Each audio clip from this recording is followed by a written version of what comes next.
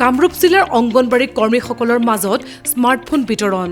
কামৰূপ জিলা প্ৰশাসন আৰু জিলা সমাজ কল্যাণ বিষয়াৰ কাৰ্যালয়ৰ উদ্যোগত বিতৰণ কৰা হয় এই স্মাৰ্টফোন আমিনগাঁওস্থিত গুৱাহাটী বায়োটেক পাৰ্কত অংগনবাড়ী কৰ্মীক স্মাৰ্টফোন বিতৰণ কাৰ্যসূচী অনুষ্ঠিত হয় অনুষ্ঠানত পৰিৱেশ আৰু বন মন্ত্ৰী চন্দ্ৰমোহন পাটোৱাৰী মুখ্য অতিথি হিচাপে উপস্থিত থাকে স্মাৰ্টফোনে অংগনবাড়ী কৰ্মীসকলৰ কাম বহুখিনি সহজ কৰিব বুলি আশা প্ৰকাশ কৰে মন্ত্ৰীগৰাকীয়ে অনুষ্ঠানত সাংসদ বিজুলী কলিতা বিধায়ক দিগন্ত কলিতা হেমাংগ ঠাকুৰীয়া আৰু জিলা আয়ুক্ত দেৱকুমাৰ মিশ্ৰ উপস্থিত থাকে মানে আসলতে গোটেই ৰাজ্যখনতে আমাৰ যিখিনি অংগনবাড়ী সহায়িকা আছে ৱৰ্কাৰ্ছ আছে তো তেওঁলোকক আমি আমাৰ চৰকাৰৰ পৰা এটা স্মাৰ্টফোন আনি দিয়া হৈছে এই স্মাৰ্টফোনটো দিয়াৰ উদ্দেশ্য হৈছে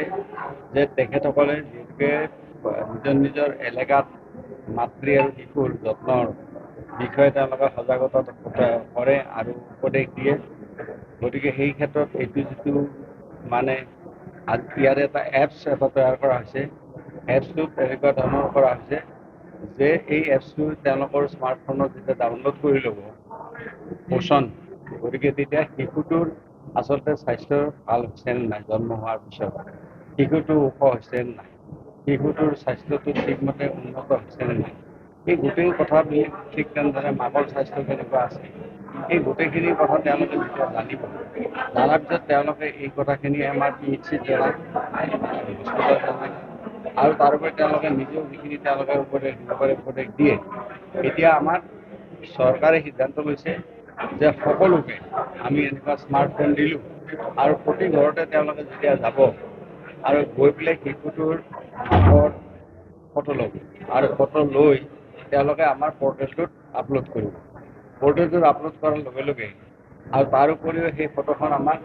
মানে যিটো আমাৰ ICDS মানে অফিচাৰ আছে তেওঁ পাব এইটো তেওঁলোকে হয়তো সকলো সক্ষম নহয় সেইকাৰণে চৰকাৰে সমগ্ৰ ৰাজ্যখনতে তেনেকৈ স্মাৰ্টফোন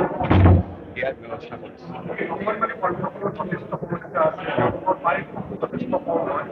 সেইবিলাক কথা চৰকাৰে আলোচনা বিলোচনা কৰিব এতিয়াও কোনো সিদ্ধান্ত হোৱা নাই এই সন্দৰ্ভত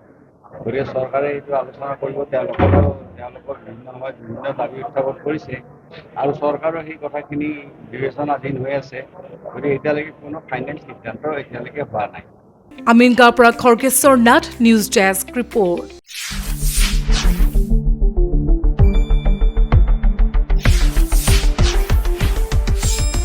শুদ্ধ আৰু বিস্তৃত বাতৰিৰ বাবে চাই থাকক নিউজ ডেস্ক ৰিপৰ্ট